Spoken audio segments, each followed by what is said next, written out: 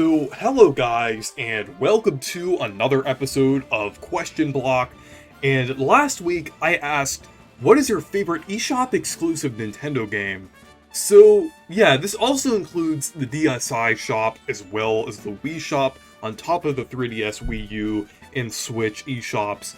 So yeah, even though I prefer physical games, it is cool to get like small digital exclusive games on Nintendo consoles, like very fun little pick up and play games that don't cost very much, usually like around $10 to $20, even less than that in some cases. So it's really nice to get these little quick experiences and like things that aren't quite like a major game and everything. It is cool to get these like smaller, little fun, sometimes even experimental experiences on Nintendo consoles. So yeah, in this video I will be going through the responses and everything and see what people have chose for some interesting eShop exclusive games. So Olivine Branch said, Box Boy and its sequels. Super fun, charming puzzle platformers with a great sense of progression and how complicated things get. There's one on the Switch, but I really wish we'd get a collection of the 3DS ones to preserve them. Yeah, Box Boy is really fun. I've only played the one on Switch as well as a little bit of the first game on the 3DS, but from what I've played of it so far, it's really fun.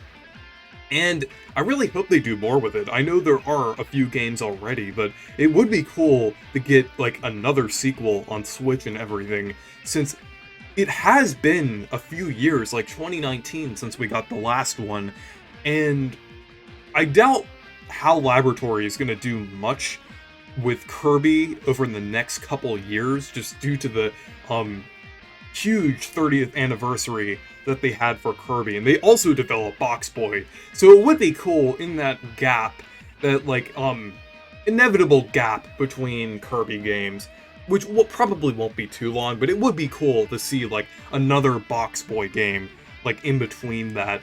As well as, like you said, a collection of the 3DS games, like remastered in HD. That would be really nice. It probably wouldn't even take much effort to do that as well, because these games are not too big. So it would be really cool to see this like on the Switch or the Switch successor, like a collection of like the games on the 3DS. I think that would be really cool. And I think there's actually a possibility, due to the fact that we haven't gotten like a Box Boy game in like a few years, and it would also kind of make sense due to the timing, like I said, with Kirby and everything. So yeah, and it's also really interesting that the Box Boy series with QB specifically actually got an amiibo figure, and it's like extremely rare, which I kind of find interesting. But yeah, Box Boy is a pretty cool series. So, the Max625 said, I'm quite fond of Kirby's Dream Buffet. For a mere $15, I enjoy hours of fun using Kirby in a lighthearted racing romp. Changing colors and a vast library of Kirby tunes is the icing on the cake. I absolutely agree. Kirby's Dream Buffet is a blast, and it's really fun. And I really like the fact that it kind of celebrates the history of the franchise, since it's like one of the 30th anniversary Kirby games, and everything. So, I also really like the concept as well, because it definitely seems more fleshed out and interesting than some of like the other recent Kirby spin-offs. But don't get me wrong, I do like Kirby Fighters 2, as well as Kirby Clash, but I feel like Dream Buffet is a more interesting concept, almost in a similar vein to Air Ride, where it kind of had like an interesting concept, more unique, not really kind of building off of a pre-existing formula, kind of like how Kirby Fighters is kind of based on like platform fighters like Smash Bros. This, on the other hand, with Dream Buffet, is more unique, even though a lot of people compare it to like Fall Guys and things. I feel like it's a very different experience, and it just feels pretty unique overall, almost like how Air Ride is to like most other racing games. So yeah, Kirby's Dream Buffet is just great overall, and the best part about it is that they actually brought back Kirby from Kirby's Dream Course. which is a really deep cut, and it's really cool that they're kind of embracing that obscure history of the franchise. Like, there was even, like, a song from Kirby's Block Ball that plays, like, during one of the stages, which is just really cool. So, Koopa Production 64 said, "My memory is pretty bad, but when it comes to eShop exclusive games, not to mention there hasn't been many of those that I've played. However, Mini Mario and Friends Amiibo Challenge is a game that was very interesting to me. I mean, it's a free eShop game that's dependent on what amiibo you have. The levels in that game, from what I played of, were alright. I just remember that game being very neat. Sorry if this isn't a good answer, but I genuinely got nothing.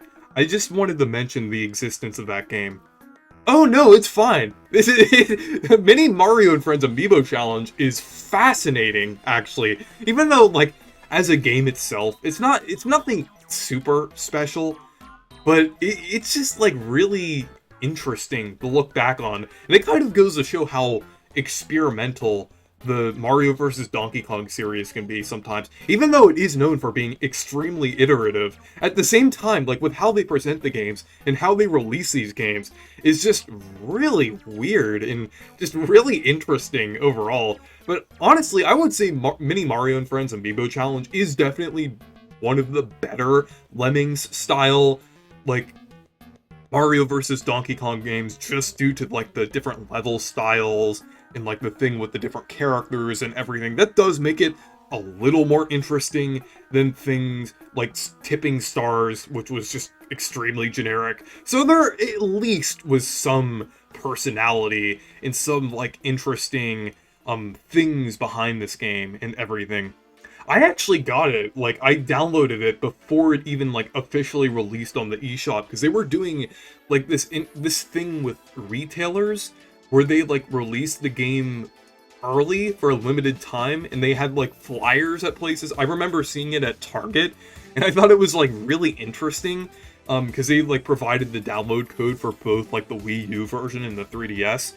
So yeah, I actually got to play the game a month before it, like, fully released and everything, which I found pretty interesting. Another reason why the Mario vs. Donkey Kong games are just so experimental and everything. Like, we go from this weird amiibo game to a fully fledged, like, 3D visual remake of the first game. This series is crazy, but I'm glad it's kind of getting onto, like, a better track now with the remake coming soon. But yeah. So Lab Productions said Mario 35 is one of my favorite games on Switch, and you can't play it anymore. Mario 1 was already fun to just blast through when you're bored, or have that, but competitive was such a great concept. I hope they bring it back someday, as well as maybe a Mario 99 or Mario 40 for the anniversary. Yeah, Mario 35 was great. I really enjoyed it. It's, like, really, really dumb that Nintendo took it off of the eShop and made it, well, not playable anymore. They made it, like, a limited time thing. That was just insane that they did that. I don't understand the whole thought process behind making this game only, like, available for 6 months. Like, they said it was a limited time thing from the start as well, which is just crazy. Like, they went through the effort of developing this game only to make it, like, a weird limited time thing. And, like, the Nintendo, like, their justification behind this was that it was, like, a celebration, and like, what does that even mean? What does that even mean? Like, we can't play a certain game anymore, or purchase a game anymore, like in the case of 3D All-Stars, or the Mario Game & Watch. Well, that's not as bad, since that's, like, a kind of a collectible thing, but with the Mario 35th anniversary, it was, like, really weird how they made multiple things, like, limited time. In Mario 35, that was just a great concept. Just put the waste. It's just crazy. Like, even after, like, all of that backlash, Nintendo still was, like, insistent on making this game limited time and just shutting it down when everybody enjoyed it. It's just crazy. Like, that is just something that I will never get behind. Like, that is just such a really weird and backwards decision that Nintendo made.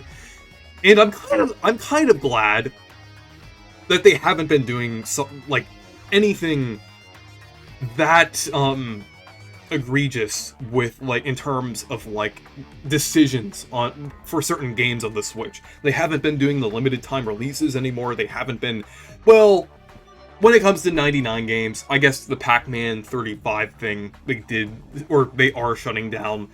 But at least with that game, it is partially preserved through like the side modes. While with Mario 35, that game was completely dependent on online. Even in the practice or CPU modes, it was just completely linked to Nintendo's servers. So it's just really unfortunate, and just a very backwards decision in general. But yeah, so Jacob VR said, Badge Arcade, it was fun getting a new badge every day for your home menu. Oh yeah, I really like the Badge Arcade. I remember, like, kind of going on it every day and getting, like, the free tickets that you got, or the free, like, basically the things that you got to use every day, to kind of use the, like, the claw machine with the Badge Arcade. I thought that was just really cool, and it was really cool getting, like, all of these badges from, like, certain events and everything, or certain games. It was just really cool. There were a lot of really interesting ones as well. There were a lot of really cool, like, WarioWare themed ones, like with Ashley. And then they even, like, did this April Fool's Day thing where they kind of had, like, a bunch of characters in the WarioWare style that weren't used in an actual game. So I thought that was really cool that they did that, but it's unfortunate that they haven't used those characters since. And then they also had, like, a bunch of the other 3DS games that were kind of releasing at the time that Badge Arcade was fully active. So yeah, I really like the concept behind Badge Arcade, and it's kind of unfortunate that we haven't had, like, anything that engaging with, like, the Switch and its UI since then. I mean, Badge Arcade itself wasn't linked to the UI. I mean, more with, like, the badges that you get in the Badge Arcade. But yeah, Badge Arcade was great. So M64 Bros said, for me, it was Mario versus Donkey Kong, or Mario and Donkey Kong. My mistake. Mario and Donkey Kong, Minis on the Move. Well, I guess Mario and Donkey Kong are finally getting along now, but Minis on the Move is pretty interesting. I've only played, like, a little bit of it. I tried it on my 3DS before, since I have it modded, but yeah, Minis on the Move, I think it's definitely one of the most interesting games in the series. It's like one of the only games after the original that didn't stick with, like, the kind of the 2D Lemming style. It's still the same basic concept of leading it to the goal. But this time it's just, like, in 3D, and it has, like, a little more depth to it, and it seems a little more creative than the other ones. It's unfortunate that they went back to, like, that 2D style after Minis on the Move to Tipping Stars, which was a pretty disappointing game. But Minis on the Move, I thought it was a pretty cool concept, and yeah, I wish they did more things like that in the Mario vs. Donkey Kong series. So Ryan Mead said, Fluidity on the Wii is an amazing puzzle game. I have not seen anything like it since. Yeah, Fluidity is pretty interesting. I haven't played it before, but I've heard of it. So, yeah, it basically, I think with that game, you kind of have to, like, move, like, liquid or water through a level and kind of, like, rotate the level around and do different puzzles. So I thought that was really cool, and I just think it's a pretty cool concept overall. I really like those weird and experimental puzzle games. And those are, like, the perfect fit for, like, the eShop and everything, or, like, small digital games. Since, like, with these small, like, puzzle games, you can kind of really do a lot of concepts, and, like, a lot of the time they just don't hold back at all, since there's not really many limitations. Well, other than the fact that it's a smaller game, I feel like it can get away with a little more than what you can do with, like, a much larger game, since it doesn't have to stick to like a very rigid set of like concepts and everything. It's just really cool to see these crazy and wacky little puzzle games like Fluidity. But yeah, so Clifford Longhead said, "My favorite eShop only download is The Legend of Zelda 4 Swords Anniversary Edition as my first Zelda game before I knew the series, and I wish I could get it the legal way without pirating the game." Yeah, I think that was a pretty interesting release, since it was on the DSi shop, and there really weren't any other, like, major re-releases like that on the DSi, with DSiWare and everything. So I find it pretty interesting that they kind of practically re-released a GBA game with that. So, and I think this is like also Four Swords exclusively, and not bundled with Link to the Past. It would have been really cool to see like Link to the Past on the DSi and everything, since the DSi didn't have like GBA support and everything. But it was a pretty interesting release. I think it was kind of released for the 25th anniversary of Zelda, as well as the 10th anniversary of Four Swords. So I think that's pretty interesting. And it was also, like, and also with the DSi, that's like the one original DS model that doesn't have the GBA support. So it's pretty interesting that they kind of released that there and not any other GBA games. Like, since they were capable of porting GBA games, like not emulating them, obviously, though I'm not sure if it's like possible to emulate the GBA at all on that, but I guess more of like porting GBA games or using the functionality of the GBA that's kind of built in to the DS family of systems.